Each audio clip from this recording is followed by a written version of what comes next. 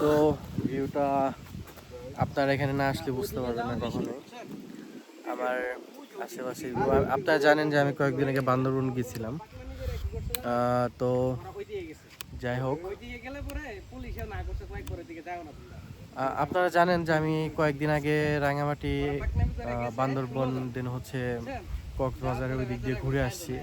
তো আমি কিন্তু এখানে সেম ভাইবটা পাচ্ছি।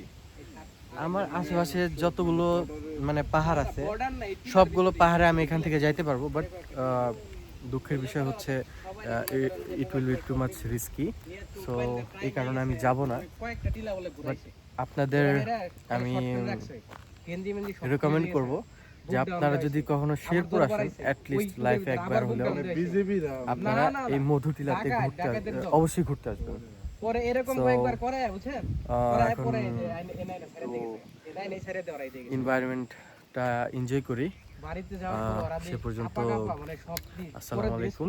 চোখ দিয়ে ওদের লাল হয়েছে। আশা করি আপনারা সবাই ভালো থাকবেন। আমি And আমার জন্য অনেক অনেক বেশি দোয়া করবেন। আমি তখন আসার মানে আমার চিন্তা ভাবনা ছিল ওদের সাথে আসবো, কি জন্য Have a good যে day. আসলাম না, Bye. কিন্তু নাই সবাই গেছি।